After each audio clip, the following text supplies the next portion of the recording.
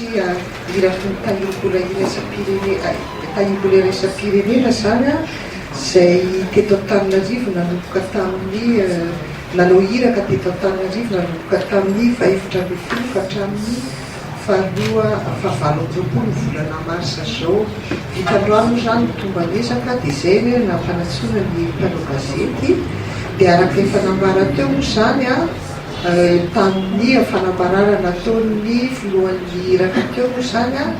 raha jeriny mikasika Madagasikara izy a dia amin'ny ambanivoany zany a zao ny zavatra valony le fijerena le tombanesaka. Voalohany indrindra moa zany araka ny teneny teo a dia ny toe-karen'ny Madagasikara dia mitombina tsara amin'izao fotoana izao ary ny fitombony ara-karena dia mizotra amin'ny atao hoe mizotra amin'ny fanianana tena tsara.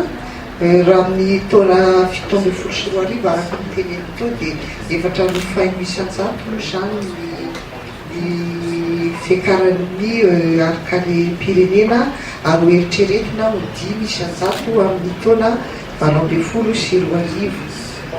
Ny zavatra rehetrarehetra zany hita ao anatin'ity programme communautaire ity moa zany a dia mandeha ara-dalàna tsara raha ny resaka ara-toe-karena, raha ny resaka ao amin'n'ivon'ny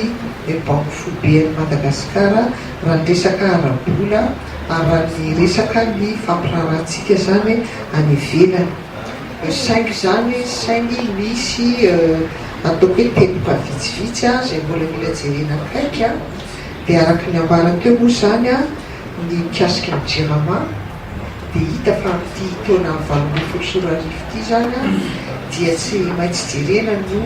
ampitomboana ny vola ny transfert makany aminy satria noho ny fitombon'ny vidin'ny solika zany amin'ny iraisam-pirenena dia voatery jerena ny ampitomboana ireo subvention amen'ny JIRAMA ireo. Dia ny teboka faharoa manaraka koa zany zay niresahany teo a dia mikasika ny vidin'ny solika eto toerana. Io moa zany a dia mbola mila jerena akaiky ny fampirarahana zany azahoana mahazo ny vidika solika zay tena mirindra sy mifanaraka amin'ny toe-karena eto Madagasikara. Dia misy teboka vitsivitsy any moa zany ny teneny teo a amin'le hoe tsy maintsy andalovantsika zany a amina hijerenany eo amin'ny resaka gouvernance zany a ireo lalàna zay anakoa eo anivon'ny anteny miram-pirenena, lalàna anakoa mikasika ny avoir illicite ny anankiray a dia ny anankiray milaza mikasika ny blanchiment d'argent. Ireo zany ataontsika hoe le teboka vitsivitsy mbola mila jerena fa amin'ny ankapobena dia mizotra tsara, mirindra tsara ny fanatanterantsika ny programma miaraka amin'ny tahirim-bola iraisam-pirenena ary indrindra zany a ao amin'ny sehatra ara-toe-karena ara-budgetaire amin'ny ary ny sehatra samihafa zay mikasika